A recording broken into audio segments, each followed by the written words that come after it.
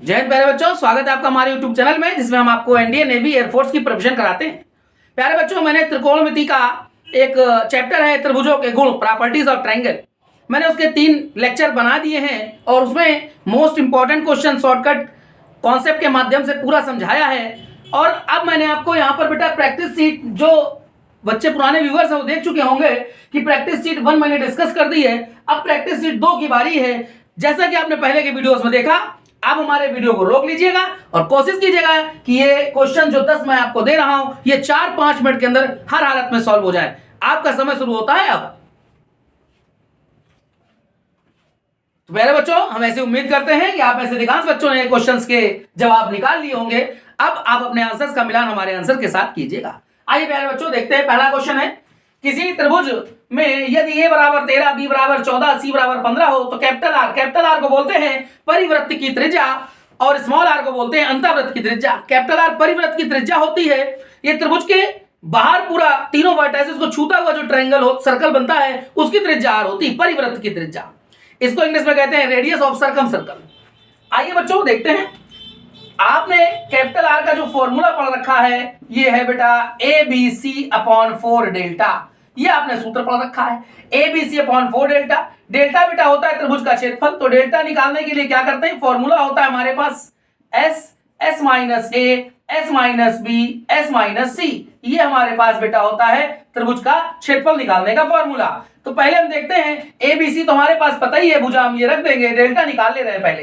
तो S क्या होता है, तीनों भुजाओं का योग बटे 2, यानी कि त्रिभुज का जो परिमाप होता है बेटा ये होता है S, अर्ध परिमाप बोलते हैं इसे, A plus B plus C by 2, यानी कि 13, 14 और 15, 13, 14, 15 ये हो जाएगा बेटा 42। 42 में 2 का भाग देंगे तो बेटा आ जाएगा 21। S का मान हो गया 21। हम यहां पर रख देते हैं S की जगह 21। 21 माइनस 13, 21 में से 13 जाएगा तो प्यारे बच्चों यहां पर आपको 21 में से 13 घटाना होगा, तो यहां पर आपको मिल जाएगा 8। 21 में से 14 घटाना होगा, ये मिल जाएगा 7। 21 में से आपको 15 घटाना होगा, ये मिल जाएगा 6। तो इसको हम सॉल्व कर लेते हैं। तो प्यारे बच्चों, इसका मल्टीप्लाई करके सॉल्व ना कीजिएगा, इसको देखिए मैं कैसे आपको सॉल्व करके दिखाता हूं। 21 को लिखेंगे 7 गुणे 3, 7 गुणे 3 21 हो गया।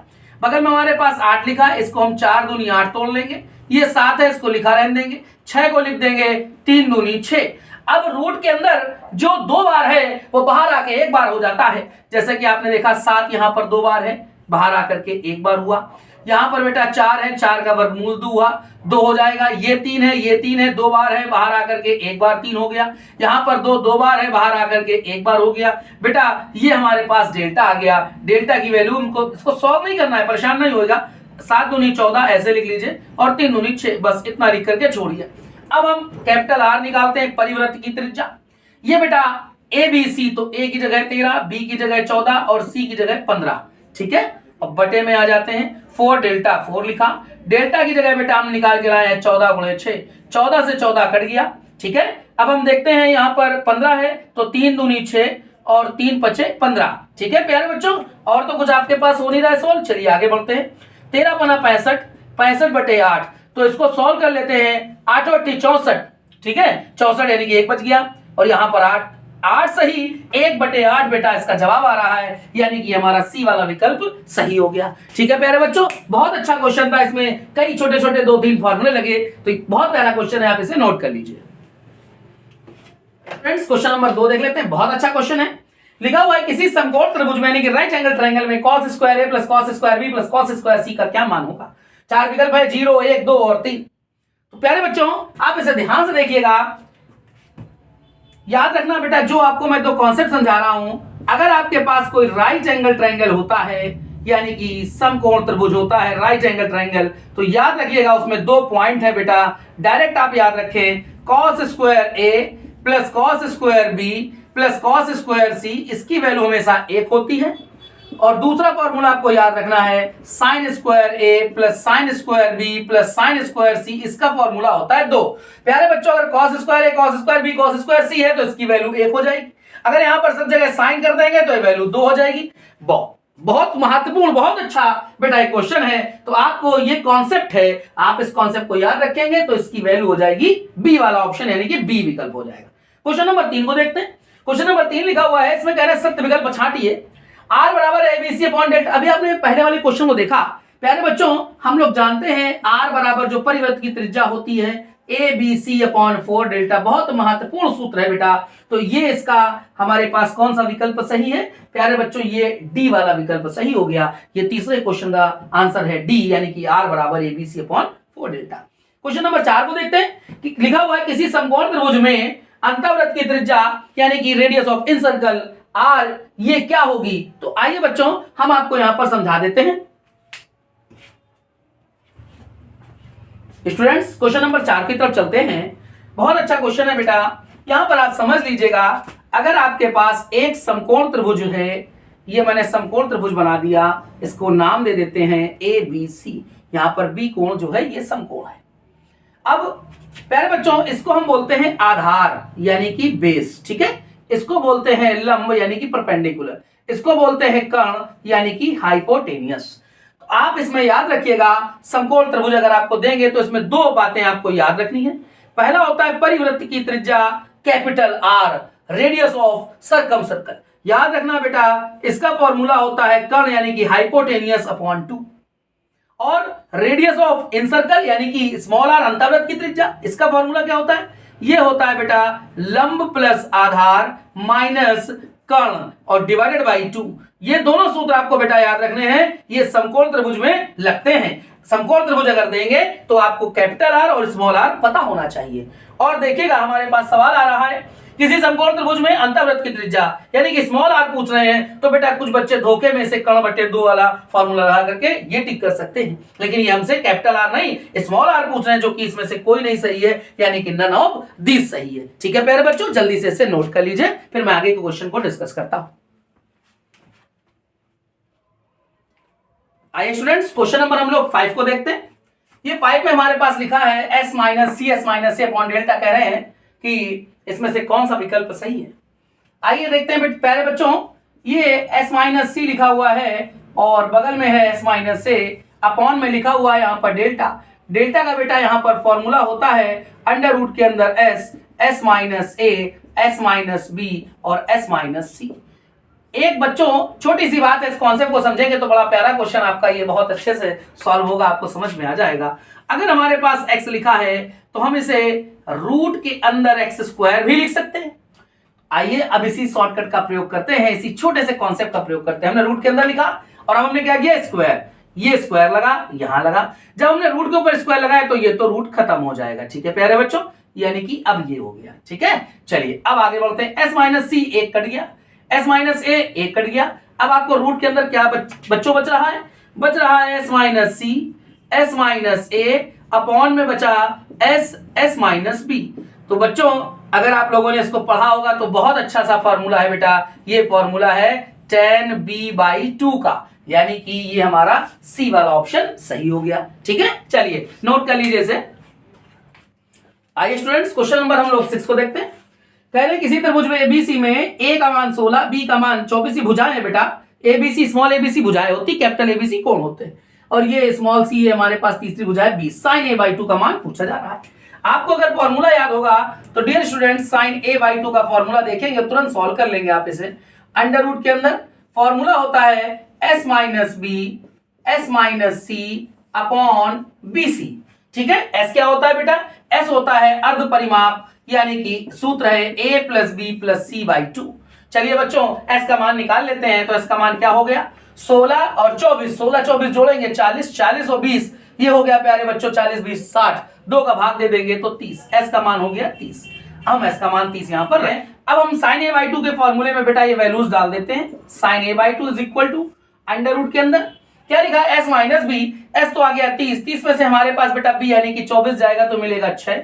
आगे बढ़ते हैं, गुणे में क्या लाएंगे s माइनस सी, यानी कि 30 में से 20 गया तो ये आ गया 10। अपॉन में क्या है bc, b की जगह लिखा है 24 और c की जगह लिखा हुआ है 20। ठीक है, 10 से इसको काट देंगे, ये आएगा 2, 6 से काटेंगे इसको आएगा 24, 6 चौको 24, 1/√8।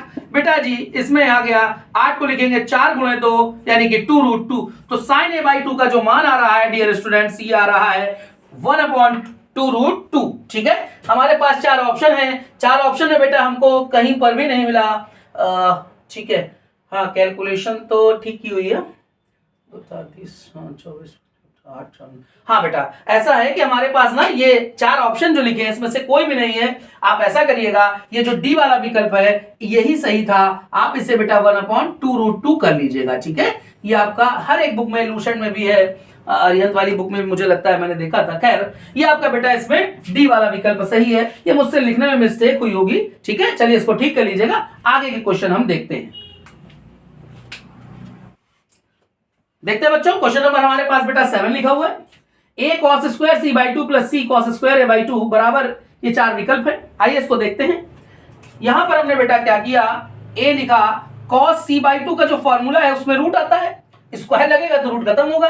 क्या हो जाएगा formula, s minus c upon में ab। क्लियर है प्यारे बच्चों, आगे बढ़ते हैं। प्लस का c लिखा, cos a/2 इसका स्क्वायर भी है। cos a/2 का फॉर्मूला अंडर के अंदर होता है एस माइनस ए अपॉन बीसी, स्क्वायर लगा देंगे तो रूट खत्म हो जाएगा। क्या मिल जाएगा, एस माइनस ए अपॉन में बीसी। ठीक है प्यारे बच्चों, ये हमने फॉर्मूला रखा। ए से ए कैंसिल, यहां पर सी से सी कैंसिल। अब आप देखिए एस अपॉन बी यहां पर भी और यहां पर भी है, आप एस अपॉन बी को बाहर ले लीजिएगा। यहां से मिल रहा है एस माइनस सी, प्लस का यहां पर मिल रहा है एस माइनस ए। बेटा एस और एस ये हो गए 2s। आप जैसा कि फॉर्मूला भी जानते हैं, 2s की जगह पर हम लोग लिख सकते हैं a plus B plus C. Minus बेटा c और माइनस में a था, c से c कैंसिल और a से a कैंसिल। तो प्यारे बच्चों यहां पर क्या मिल गया है, s अपॉन b, और ब्रैकेट के अंदर से ये b से b कैंसिल कर लेंगे, रिजल्ट आ जाएगा प्यारे बच्चों s। ये हमारा c वाला विकल्प सही है, आप इसे नोट कर लीजिए। आगे क्वेश्चंस देखते हैं हम। आइए डियर स्टूडेंट्स, अब हम लोग क्वेश्चन नंबर 8 देखते हैं। बेटा मैं आपसे माफी चाहता हूं कि जो क्वेश्चन नंबर 8 लिखा हुआ है, ये मेरे से आज पता नहीं क्या हुआ है कि इस प्रैक्टिस शीट में एक क्वेश्चन और भी डिस्कस करने में मेरे से गड़बड़ हो रही है।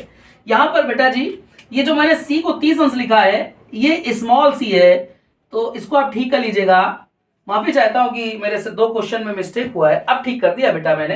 तो आप ना सी की जगह पर 30 लिख दीजिएगा और ए बी की जगह पर 18 और 24। अब आपसे कह रहे हैं साइन सी का मान क्या होगा। तो आइए बच्चों इसे हम देख लेते हैं और सॉल्व करते हैं। बच्चों हमने cos c निकाल लेना है, cos c निकालेंगे तो sin c भी पता चल जाएगा। cos c चूंकि हमें abc दे रहे हैं, cos c का फॉर्मूला होता है प्यारे बच्चों a square plus B square minus C square upon में 2ab। आइए देखते हैं, a 18 का स्क्वायर हुआ 324 प्लस b 24 का स्क्वायर बेटा होता है 576 माइनस c यानी कि 30 का स्क्वायर हो जाएगा बच्चों 900। ठीक है, और अपॉन में 2ab, a की जगह 18 है, b की जगह हमारे पास है बेटा 24। ठीक है, मुझे लगता है कि अगर आप इसको जोड़ेंगे ना तो यही 900 हो रहा है। 6 4 10 7 3 10 0 8 5 8, बिल्कुल सही है बेटा, ये 900 हो रहा है। 900 से 900 तो कट गया यार, ये तो आ रहा है 0। ठीक है, चलिए आगे देखते हैं।